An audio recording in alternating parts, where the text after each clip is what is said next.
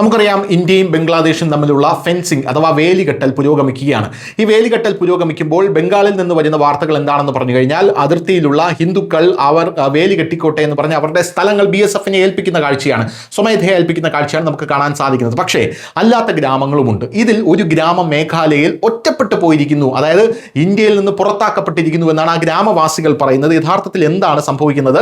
India Bangladesh അതിർത്തിയിലെ ഒരു ഗ്രാമത്തിലെ താമസക്കാർ ഞായറാഴ്ച, അതായത് ജൂൺ 7, 2026 സീറോ ലൈനിലൂടെ വേലി കെട്ടണമെന്നും അല്ലാത്ത പക്ഷം രാജ്യത്തിന്റെ മറ്റു ഭാഗങ്ങളിൽ നിന്ന് ഞങ്ങൾ ഒറ്റപ്പെടുമെന്നും ആവശ്യപ്പെട്ട് അവിടെ ഒരു പ്രകടനം നടത്തിയിരിക്കുകയാണ്. മേഘാലയയിലെ ഈസ്റ്റ് ഖാസി ഹിൽസ് ജില്ലയിലെ സീറോ ലൈനിൽ സ്ഥിതി ചെയ്യുന്ന ലിംഗ്കോങ് ബംഗ്ലാദേശിലെ ഒരു ജനവാസ കേന്ദ്രത്തിൽ നിന്ന് വെറും മീറ്ററുകൾ മാത്രം അകലെ വീടുകൾ സ്ഥിതി ചെയ്യുന്ന ചുരുക്കം ചില ഗ്രാമങ്ങളിൽ ഒന്നാണ്. അന്താരാഷ്ട്ര കൺവെൻഷൻ അനുസരിച്ച് സീറോ ലൈനിൽ നിന്ന് കുറഞ്ഞത് 150 യാർഡ് അകലെയെങ്കിലും വേലി കെട്ടണം എന്നുള്ള സമയത്താണ് ഇത് നടക്കുന്നത്. COVID-19 പാൻഡമിക് സമയത്ത് ഗ്രാമവാസികൾ സ്ഥാപിച്ച മുളവേലിയാണ് ഗ്രാമത്തെ ബംഗ്ലാദേശിൽ നിന്ന് പ്രധാനമായും വേർതിരിച്ചതെന്നും എന്നാൽ കാര്യമായ മാറ്റമൊന്നും സംഭവിച്ചില്ലെന്നും പ്രദേശവാസികൾ പറയുന്നു. ഞായറാഴ്ച അവർ ഒരു പ്രതിഷേധ പ്രകടനം നടത്തുകയും പെനൂർസ്ലയിലെ സബ് ഡിവിഷൻ ഓഫീസർക്ക് നടന്നുകൊണ്ടിരിക്കുന്ന വേലികെട്ടൽ ജോലികൾ ഉടൻ നിർത്തിവെക്കണമെന്ന് ആവശ്യപ്പെട്ട ഒരു നിവേദനം സമർപ്പിക്കുകയും ചെയ്യുന്നു.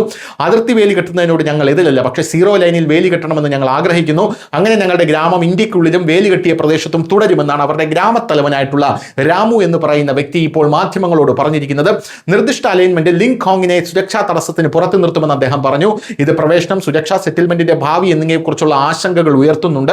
ഇപ്പോഴത്തെ രീതിയിൽ വേലി വന്നാൽ ഞങ്ങളുടെ ഗ്രാമം പുറത്തു തന്നെ കിടക്കും.